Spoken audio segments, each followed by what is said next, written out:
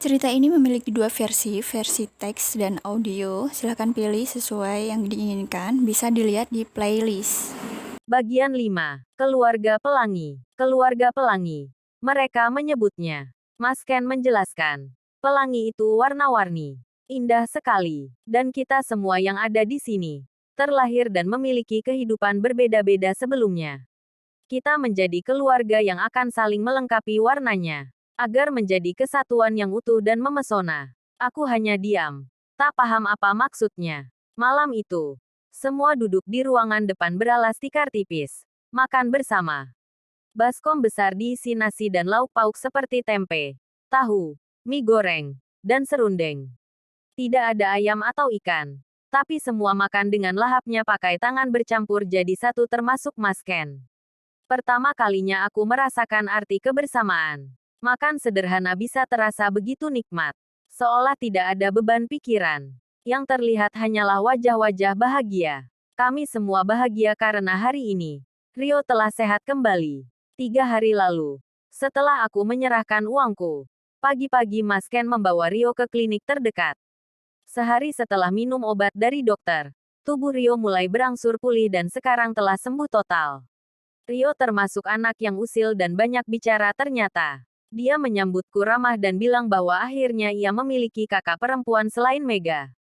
Dan yang paling penting dari itu, aku telah didaftarkan ke Paret untuk menjadi anggota keluarga Mas Ken. Semua sedang diurus. Kemudian, pagi tadi, aku sudah daftar sekolah menengah pertama di dekat sini. Sekolahannya biasa saja. Tak jauh berbeda dengan di desaku. Sebelumnya aku mengira akan seperti sekolah-sekolah besar yang pernah aku lihat di televisi. Untuk sementara, aku memakai seragam milik Mega. Kebetulan dia punya dua. Jadi satu bisa ku pakai. Itu pun hanya putih biru. Kata Mas Ken. Lagi diusahakan untuk membeli. Sebenarnya aku tidak enak hati dan merasa merepotkan. Padahal keadaan mereka juga sedang kesusahan. Namun, Mas Ken selalu bilang, kamu sudah jadi adikku sekarang. Jadi anggota keluarga Pelangi. Jadi jangan merasa tidak enak hati atau sungkan. Setiap pagi, aku, Mega, Rido, Randi, Rio, dan tentu Mas Ken, berjalan bersama menuju sekolahan. Mas Ken selalu berpesan pada Mega dan Rido untuk menjagaku. Sesuatu yang baru menusuk hatiku. Merasa memiliki keluarga yang menyayangi dan mengasihi. Yang tak pernah kurasakan selama ini. Tadi pagi aku bertanya pada Mega. Mas Ken gak sekolah? Enggak, Mas Ken lebih milih nyari uang buat sekolah kita-kita. Pokoknya, Mas Ken itu bagai malaikat buat kita-kita. Baiknya gak ada yang bisa nandingin deh. Cuma penampilannya doang yang kelihatan urakan. Tapi hatinya beh. Mega mengacungkan jempol. Mendengarnya bicara saat ditanya tentang Mas Ken. Semua orang pasti langsung ingin tahu seperti apa Mas Ken itu. Hari-hari pun berlalu. Aku mulai terbiasa dengan aktivitas di sini. Pagi selalu mendengar mereka bertengkar rebutan kamar mandi, hanya Mas Ken yang terlihat santai. Bahkan terkadang saat semuanya sudah siap, Mas Ken masih terlelap. Berangkat sekolah bersama. Sekolahku bersama Mega dan Rido. Melewati sekolahannya Randi dan Rio. Diakhiri Mas Ken yang berjalan sendiri untuk bekerja. Pulang sekolah.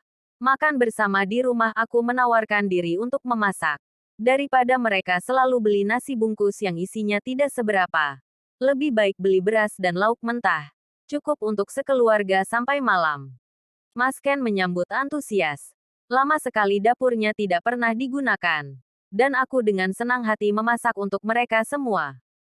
Enak, kamu pintar masak ternyata. Ya, Mas Ken memuji. Lahap memakan hasil masakanku. Sebuah pujian yang mampu membuatku merasa dihargai. Tidak seperti ayah yang selalu protes tentang masakanku yang itu-itu saja. Begitupun dengan lainnya. Terlihat senang dengan hasil masakanku. Lalu Rio mulai jahil menyebut bahwa Mega tidak bisa memasak padahal perempuan juga. Terjadilah perang antar keduanya. Rido membela Rio. Dan Randi membela Mega. Hal kekanakan yang justru membuatku mulai bisa tersenyum. Kamu manis kalau tersenyum, Ra. Mas Ken berkata suatu ketika saat aku tersenyum melihatnya yang berlagak paling tampan ketika selesai mandi. Itu karena di rumah ini, Mas Ken yang paling jarang mandi. Bahkan terkadang 2 hari mandi sekali. Anak-anak jahil. Bilang tidak mau tidur dekat Mas Ken. Lalu Mas Ken pun iseng melempar kausnya. Hatiku sesak oleh hal yang baru. Kebekuan di dalam sana seolah mencair sedikit demi sedikit. Beginikah rasanya memiliki keluarga, hangat dan menyenangkan, di sini. Untuk pertama kalinya aku merasa aman dan nyaman. Seolah menemukan yang selama ini aku cari. Kebahagiaan di dalam keluarga. Walau semua itu tak bisa menghilangkan mimpi burukku. Mimpi tentang malam terkutuk itu selalu menghantui saat malam dan mata mulai terpejam. Sampai larut aku masih diam menatap langit-langit kamar. Salah satu aktivitas yang mulai menjadi candu. Selalu begitu tanpa bisa kuhentikan.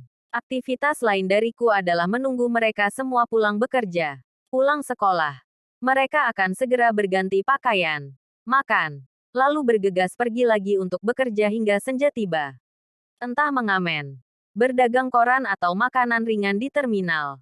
Apa saja mereka kerjakan asal menghasilkan uang katanya. Hanya Mas Ken yang pulang sampai jam 8 terkadang 9 malam. Katanya ia mendapat pekerjaan tambahan di rumah makan. Sambil menunggu Mas Ken pulang, kami belajar bersama. Meski Randi terlihat banyak menguapnya, Mega yang lebih sering mengacak-acak rambut. Rido paling rajin menghafal rumus matematika. Dan Rio selalu mendekatiku minta diajarin mengerjakan PR. Rio belajar sendiri emangnya gak bisa? Ya, seperti biasa. Mega selalu punya cara untuk mengajak Rio bertengkar. Bisa, tapi lebih suka diajarin sama Kak Haura. Dia kan pinter. Gak kayak Kak Mega yang nilainya gambar kursi semua. Rio pun selalu punya cara untuk meledek Mega. Mereka berdua terlihat sangat tidak akur. Tapi siapa sangka, saat Rio sakit waktu itu, Mega selalu duduk di samping Rio, menjaganya. Mega melempar ballpoint yang justru ditangkap oleh Rio. Yes, ini milikku sekarang. Rio menjulurkan lidah. Balikin. Duh kalian ini bisa gak sih sehari aja gak berantem? Ganggu konsentrasiku tahu gak? Rido memasang wajah kesal. Melirik tajam Rio dan Mega. Tapi mereka berdua saling menyalahkan. Haura, sini mending ngajarin aku daripada ngajarin Rio. Capek entar kamu. Randi memanggilku. Tapi Rio langsung melotot. Ya sini makanya belajar, Rio. Aku menarik tangan Rio untuk duduk kembali di sampingku. Rio langsung menjulurkan lidah pada Randi. Dasar manja, mintanya diajarin mulu. Mega kembali menyindir tapi posisinya sudah kembali ke tempatnya sendiri. Ye biarin, Kak Haura aja gak keberatan kok. Ya kan? Kak, Rio mendongak. Meminta pembelaan. Aku tersenyum mengangguk. Tuh Kak Haura ngangguk. Serunya merasa menang. Ya, aku tidak pernah keberatan sedikit pun saat Rio selalu mengganggu meminta diajarkan ini itu. Rasanya justru menyenangkan. Aku merasa punya kakak dan adik sungguhan di sini. Meskipun terkadang, aku masih merasa asing di hadapan mereka. Terutama Mas Ken. Selama 2 minggu lebih tinggal bersama mereka. Hanya aku yang tidak bekerja. Walau aku pun punya kegiatan membereskan rumah, belanja, dan masak. Tapi tetap saja rasanya ingin membantu mereka mencari uang. Setidaknya untuk membeli kebutuhanku sendiri. Sampai malamnya, saat semua sudah terlelap, aku keluar kamar. Mas Ken tidak ada, tapi terdengar suara petikan gitar pelan di depan. Aku berjalan menghampiri. Ternyata benar. Mas Ken duduk di kursi kayu panjang sedang memperbaiki gitarnya. Dia menoleh saat aku berdiri di pintu. Gak bisa tidur. Keganggu suara gitar. Ya, aku menggeleng. Sini duduk. Mas Ken bergeser untuk memberiku tempat. Perlahan aku mulai berjalan mendekat. Betahkan di sini. Aku mengangguk. Tentu saja. Di sini aku merasa punya keluarga yang saling menyayangi dan melengkapi. Kamu masih aja kalau ditanya cuma ngangguk dan geleng. Mas Ken tertawa kecil. Masih memangku gitar dan memetiknya pelan. Mas Ken. Ya, ia menghentikan petikan gitarnya. Aku pengen kerja juga. Aku menunduk. Takut-takut mengatakan itu. Kerja. Pengen kerja apa? Ya apa aja. Yang penting bisa dapat uang. Kamu bisa nyanyi. Aku menggeleng. Main musik. Gitar. Aku menggeleng lagi. Pernah dagang keliling. Aku menggeleng sekali lagi. Lah terus mau kerja apa coba? Dia tertawa. Memangnya kalau ngamen harus suaranya bagus? Ya. Ya enggak juga. Tapi setidaknya kalau kamu bisa nyanyi. Itu punya nilai plus dan mungkin pendengar akan sukarela ngasih recehannya untuk kamu. Kalau gak bisa nyanyi ya main musik. Gitar misal. Aku menghela napas panjang. Gak ada pekerjaan lain. Ya dagang koran atau makanan ringan di terminal. Kamu aja gak ada pengalaman. Kan? Tapi aku bisa belajar. Sahutku cepat dan kali ini aku menatapnya.